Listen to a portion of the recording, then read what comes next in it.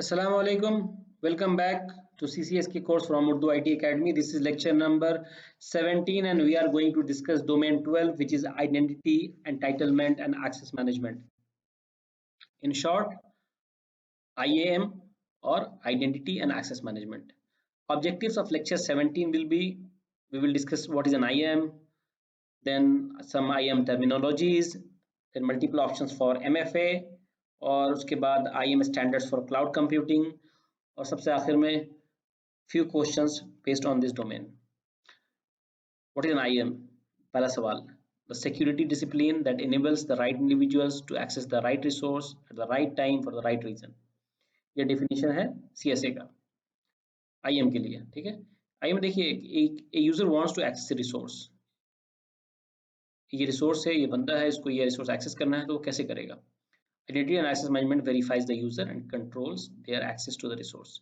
तो उसको एक आईएम के थ्रू गुजरना होगा. जैसे हम हमारा लैपटॉप है, ऑफिस का यूज करते हैं ना, तो हमें उस पर लॉगिन करना होता है. तो हम यानी अपना लैपटॉप हमारा रिसोर्स हुआ, तो मुझे लैपटॉप यूज करना है, लैपटॉप का को एक्सेस करना है, उसका इस्तेमाल करना है. तो मुझे क्या करना होगा? मुझे अपना जो भी क्या बोलते हैं उसको, एक्टिव डायरेक्टरी की आईडी है, वो हमें प्रोवाइड करनी पड़ेगी. आईडी और पासवर्ड देंगे हम. जब हम आईडी और पासवर्ड देंगे, हमें हमारा ऑथेंटिकेशन हो जाएगा, तो फिर हमें जो है रिसोर्स का एक्सेस मिल जाएगा.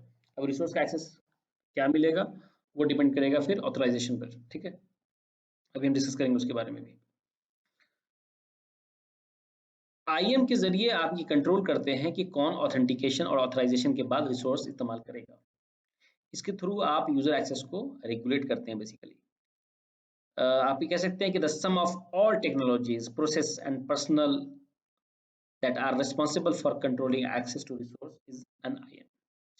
क्लाउड में आपको बहुत केयरफुल होना होगा जब आप क्लाउड यूजर को वैलिडेट करते हैं और उनको क्लाउड में सिस्टम और डेटा का एक्सेस देते हैं. ठीक है, account provisioning, deprovisioning, directory services, privilege access management, सब इसी का हिस्सा है, सब IAM का हिस्सा है. IAM सॉल्यूशन से आप यूजर्स को यूनिकली आइडेंटिफाई करते हैं, अप्रोप्रिएट परमिशन असाइन करते हैं, ग्रांट या डिनाई करते हैं एक्सेस रिक्वेस्ट को बेस्ड ऑन द परमिशन. ठीक है, और पैम जो अभी हमने डिस्कस किया था, हमने एक वर्ड कहा था PAM, that is called privilege access management.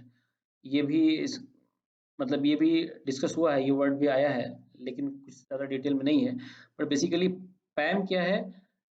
पैम भी IAM का पार्ट है, जो बेसिकली प्रिविलेज यूजर्स को, जैसे रूट यूजर्स हुए या जिनके पास सुपर यूजर का राइट्स होते हैं, उनके राइट्स को मॉनिटर करता है, उनके राइट्स को मैनेज करता है. IAM टर्मिनोलॉजीज, ये बहुत सिंपल टर्मिनोलॉजीज हैं, हम पहले भी डिस्कस कर, मतलब हम जानते हैं बेसिकली. और अगर आप इनमें से बहुत सारे टर्म्स को पढ़ेंगे तो आपको पढ़ते ही समझ में आ जाएगा वो क्या बोल रहा है. एंटिटी पहला है, द पर्सन और thing that will have an identity. कोई भी इंसान हो या कोई सामान जिसकी एक आइडेंटिटी है, उसको एंटिटी बोलते हैं. ये एक इंडिविजुअल सिस्टम या डिवाइस हो सकता है. जैसे अगर मैं बोलूँ मेरी आइडेंटिटी है, सो आई एम एंटिटी, जिसकी कोई एक आइडेंटिटी होगी. Then identity, the unique expression of an entity with in a given name space. अगर आप an entity can have multiple digital identities. जैसे सोशल मीडिया की बात कर लें हम, तो ट्विटर पे हमारे अलग तरीके से पहचाने जाते हैं, @ हमारा नाम होगा. फेसबुक पे अलग है, लिंक्डइन पर linkedin/in/ जो आपका यूजर नेम होगा, तो वो आपकी आइडेंटिटी है बेसिकली. लिंक्डइन पे आपकी वो आइडेंटिटी है. ट्विटर पर आपकी @ जो भी आपका यूजर आईडी है, वो आपकी आइडेंटिटी है. नेक्स्ट आता है identifier, the means by which an identity can be asserted, यानी कि जिसके थ्रू आपकी आइडेंटिटी साबित होगी, उसको बोलते हैं आइडेंटिफायर. जैसे मैं आपको बोलूँ, आपका पासपोर्ट जो है वो आपके आइडेंटिटी को असर्ट करता है, वो कंफर्म करता है कि आप वही इंसान हैं जो इस पासपोर्ट में मेंशन्ड है. तो वो एक तरीके से आपका आइडेंटिफायर हुआ. उसके बाद आता है एट्रीब्यूट्स. एट्रीब्यूट्स मतलब खूबियाँ, उसका किसी क्या बोलते हैं, फेसेट्स ऑफ एन आइडेंटिटी. एक आइडेंटिटी का फेसेट्स, डिफरेंट फेसेट्स, उसको कहते हैं एट्रीब्यूट्स. जैसे first name, last name, job title, ये सब क्या है, ये सब भी एट्रीब्यूट्स है। कैसा है, किस तरह का एट्रीब्यूट है, ये यूजर एट्रीब्यूट है, ठीक है। उसके बाद आता है पर्सोना। पर्सोना क्या होता है, the expression of an identity with attributes that indicates control. यानी कि जैसे आप मान लीजिए कोई डेवलपर है, काम कर रहा है आपके किसी प्रोजेक्ट पर, जो वो रिसोर्स एक्सेस करेगा वो बतौर डेवलपर एक्सेस करेगा। तो डेवलपर जो है ना, वो उसका पर्सोना हो गया, ठीक है। फिर आता है रोल। रोल के बारे में हम जानते ही हैं। रोल के बारे में एक बहुत इंपॉर्टेंट बात कही है, वह है कि role is a confusing and abusive term, या आप कह सकते हैं अब्यूज टर्म। क्यों? क्योंकि ये कई कंटेक्स्ट में यूज होता है। Admin, super admin, backup operator, ये सब जो हम पहले रोल्स बनाया करते थे, हमने ग्रुप बनाया, उसको रोल्स असाइन किया कि वो ये ग्रुप जो है ये काम कर सकता है, हमने उस ग्रुप में यूजर्स को डाल दिए, ठीक है। उसके बाद है रिलाइंग पार्टी। सिस्टम में जो रिलाई करता है on an identity assertion from an identity provider. यानी कि आप आइडेंटिटी असर्शन के लिए अगर आप किसी आइडेंटिटी प्रोवाइडर पर रिलाई करते हैं, तो आप हो गए रिलाइंग पार्टी। और जो जो बेसिकली ऑथेंटिकेशन देगा वो, या आइडेंटिफिकेशन करेगा, वो हो जाएगा आइडेंटिटी प्रोवाइडर, ठीक है। जैसे मैं आपको एक बार दिखा, ये देखिए, ये बुकिंग डॉट कॉम है, ठीक है। तो बुकिंग डॉट कॉम पे जब आप साइन इन करने जाएंगे, देखिए यहाँ पे ऑप्शन है आपके पास जी, यानी गूगल मेल के थ्रू भी आप इसको ऑथेंटिकेट कर सकते हैं। सपोज कीजिए मैं पहली बार आ रहा हूँ, मेरे पास कोई आईडी नहीं है, तो मुझे इस पर एक आईडी बनानी पड़ेगी, लेकिन मैं आईडी बनाना नहीं चाहता, ठीक है। तो मैं क्या करूंगा, मैं अपनी जीमेल की आईडी के थ्रू भी ऐसे एक्सेस कर सकता हूँ, मैं अपने फेसबुक के थ्रू भी बुकिंग डॉट कॉम पर अपना अकाउंट खोल सकता हूँ। यानी मेरा फेसबुक वो जो होगा, वो होगा आइडेंटिटी प्रोवाइडर। यानी जब भी मुझे बुकिंग डॉट कॉम पे जाना होगा, मैं यहाँ पे क्लिक करूंगा जी, या वो मुझे ईमेल आईडी मेरी पूछेगा, यानी गूगल गूगल वाली जो मैं यूज करता हूँ। गूगल जो है बुकिंग डॉट कॉम को मेरी आइडेंटिटी कंफर्म कर देगा, और बुकिंग डॉट कॉम में मेरा अकाउंट खुल गया, मुझे जो करना है वो मैं कर सकता हूँ फिर बुकिंग डॉट कॉम पे। तो ये हो गया रिलाइंग पार्टी का मसला। अब है,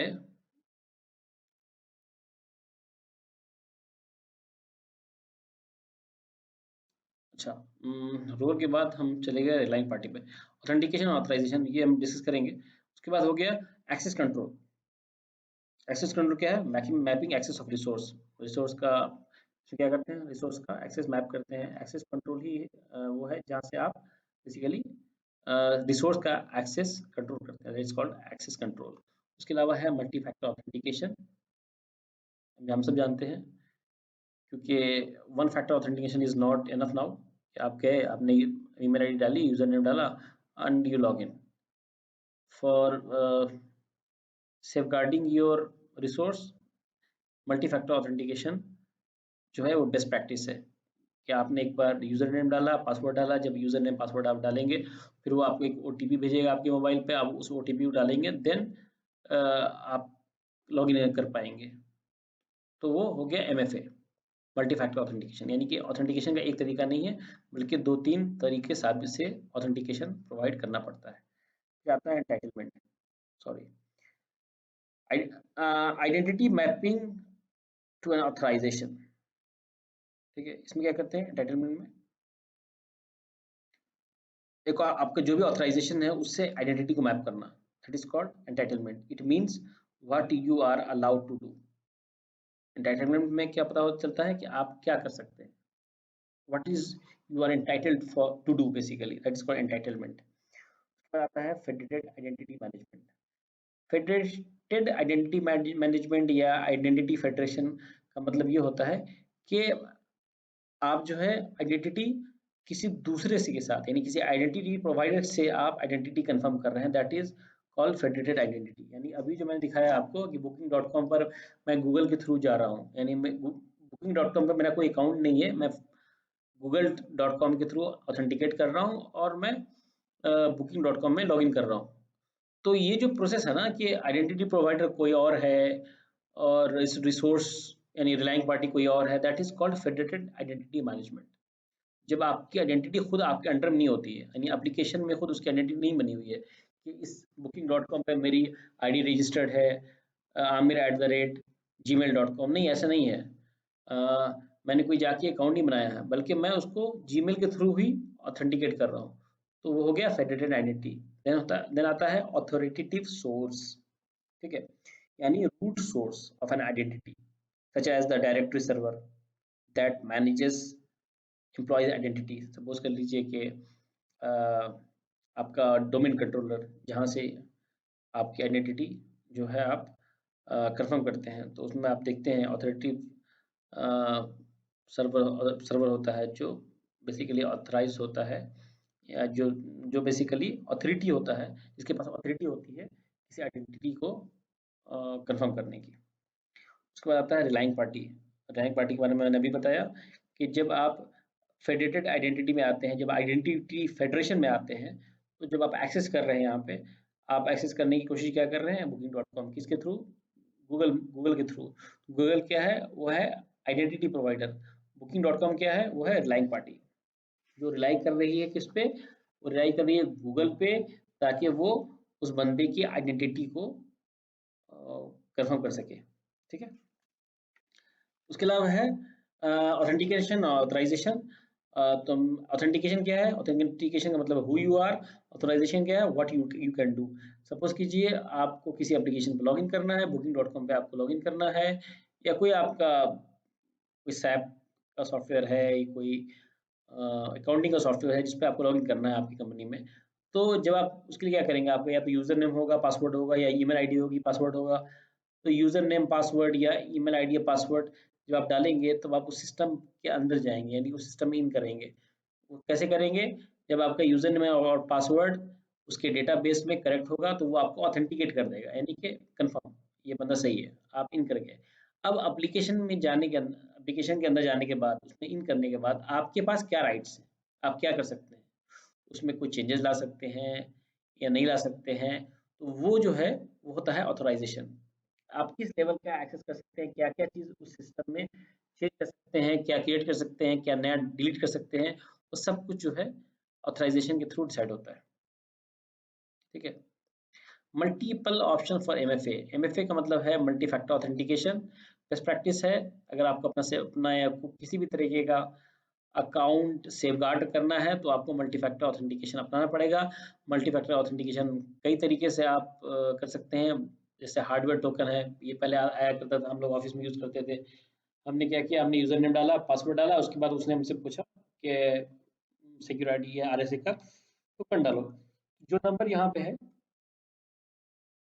वो नंबर मैं वहाँ डालूंगा, फिर मैं लॉगिन कर पाऊंगा। यानी कि 2 बार मुझे आइडेंटिटी मतलब बेसिकली ऑथेंटिकेट होना पड़ा। पहला मेरी मेरे पासवर्ड के थ्रू, दूसरा इस वैल्यू के थ्रू। ये वैल्यू बार बार चेंज होता रहता है, जिसे आपने डाल दिया उसके लिए ये वैल्यू चेंज हो गया। उसके अलावा आता है सॉफ्ट टोकन। ये हो गया हार्डवेयर टोकन।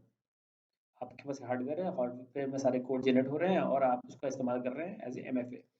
दूसरा आता है हार्डवेयर टोकन के बाद आ गया सॉफ्टवेयर टोकन। आपको जरूरत ही नहीं है हार्डवेयर की। जो काम यहाँ पे ये हो रहा है, नया जनरेट कर रहा है, की जनरेट कर रहा है, वो अब ऑथेंटिकेटर पे होगा। गूगल का ऑथेंटिकेटर आता है, माइक्रोसॉफ्ट का आता है ऑथेंटिकेटर। ऑथेंटिकेटर ऐप डालिए और यहाँ पे आप जो है अपना जो भी अकाउंट है आपका उसको रजिस्टर कर लीजिए।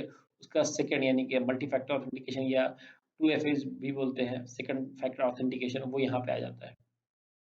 जो काम आप यहाँ कर रहे थे, यहाँ पे आप ये बेसिकली ये नंबर, ये वैल्यू जो है आप डाल रहे थे, दोबारा से अपने आप को ऑथेंटिकेट करने के लिए, वो सेम काम आप करेंगे अब यहाँ पे।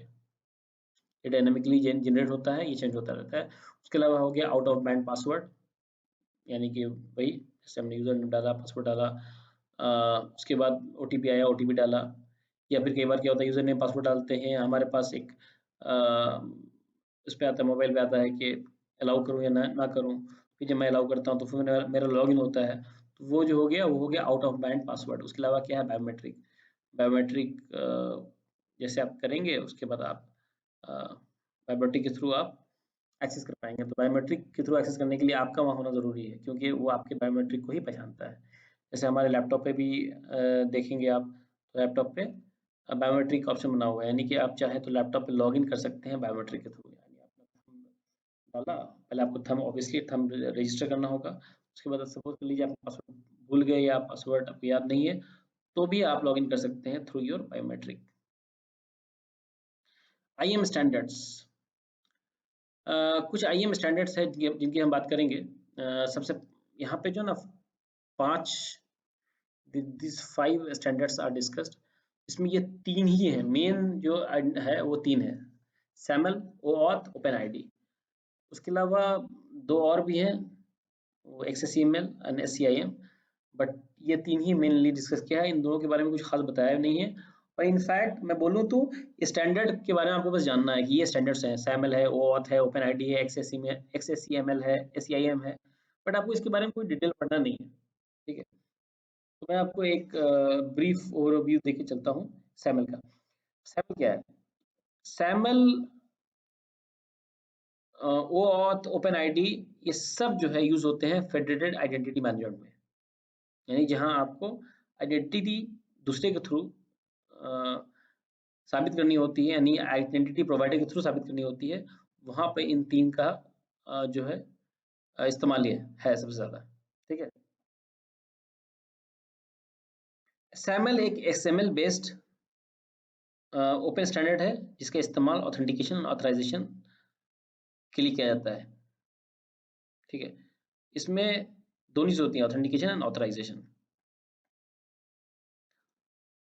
ऑथराइजेशन इंफॉर्मेशन जो है वो कैसे होता है? आइडेंटिटी प्रोवाइडर के through, identity provider and service provider के बीच शेयर करने के लिए किया जाता है। ठीक है, सैमल एक मार्कअप लैंग्वेज है जो जिसका इस्तेमाल होता है to make security assertion about a party identity and access permission. ठीक है, जैसे आपको पता है कि फेडरेटेड आइडेंटिटी में, यानी कि आइडेंटिटी फेडरेशन या फेडरेटेड आइडेंटिटी में सर्विस प्रोवाइडर यूजर का एक्सेस रिक्वेस्ट को रिडायरेक्ट करता है आइडेंटिटी प्रोवाइडर को। जैसे यहाँ पे आप देखिए, सर्विस प्रोवाइडर कौन सा है? सर्विस प्रोवाइडर है आपका booking.com। जब आप यहाँ पर डालेंगे ना, जीमेल करेंगे, आप ईमेल की आईडी डालेंगे और नेक्स्ट करेंगे, तो ये आपको रिडायरेक्ट करेगा कहाँ पे? सॉरी, जब आपने क्लिक किया है तो booking.com ने क्या किया? booking.com ने आपको रिडायरेक्ट किया कहाँ? साइन इन जीमेल पर करने के लिए। जीमेल के पास आपको अपनी आइडेंटिटी प्रूफ करनी पड़ेगी। जीमेल के पास आइडेंटिटी प्रूफ करेंगे तो आप booking.com पे लॉग इन कर पाएंगे। ठीक है, SAML is managed by whom? So SAML is managed by organization called OSIS। ये ऑर्गेनाइजेशन है OSIS। ठीक है, organization for advance structured information standard. ठीक है, दैट इज कॉल्ड OSIS। ये OSIS ऑर्गेनाइजेशन है जो SAML को मैनेज करता है। उसके अलावा है OAuth। ये भी एक ओपन स्टैंडर्ड है जिसमें application can use to provide client with a secure access delegation. ठीक है, OAuth क्या है? ऑथेंटिकेशन प्रोटोकॉल है। SAML क्या है? ऑथेंटिकेशन एंड ऑथराइजेशन बोथ है।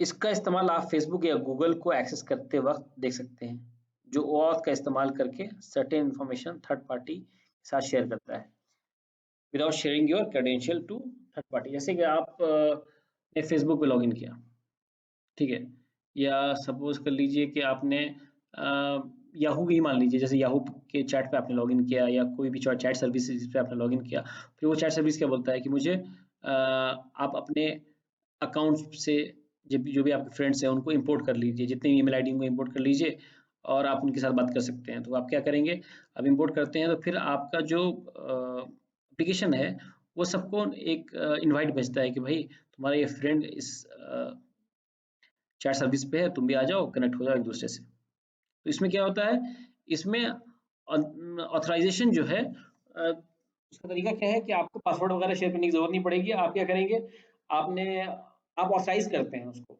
यानी कि सपोज कर लीजिए आप जीमेल को, जब हमने अपने जीमेल को ऑथराइज किया कि भाई हमारा जो है ये इन्फॉर्मेशन फेसबुक से ले आओ, क्या ले आओ, तो हमारी ईमेल आईडी ले आओ या हमारा कोई खास इन्फॉर्मेशन ले आओ, तो that is called auth protocol. ठीक है, वो कैसे होता है, ऑथ प्रोटोकॉल के थ्रू होता है, जहाँ पे आपको क्रेडेंशियल प्रोवाइड करने की जरूरत नहीं है। उसके अलावा है open ID. Open ID it is managed by open ID foundation, जो कि एक नॉन प्रॉफिट ऑर्गेनाइजेशन है। It is use only for authentication. Open ID SML क्या हुआ, ऑथेंटिकेशन और ऑथराइजेशन बोथ। वो ऑथ जो है वो ऑथराइजेशन के लिए है, और ओपन आईडी जो है वो ऑथेंटिकेशन के लिए है। It is use only for authentication, it is based on OAuth 2.0। यानी कि ओपन आईडी का जो जो कंसेप्ट है ना, वो OAuth 2.0 पे ही है। ठीक है, इसमें क्या होता है, users are redirected from relying party to open ID provider.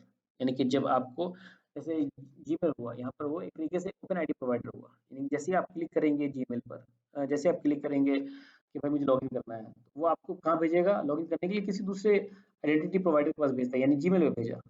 ठीक है, SAML, OAuth both are used for जो है SAML और OAuth, ये दोनों यूज होते हैं बेसिकली SSO के लिए, सिंगल साइन ऑन के लिए। ठीक है,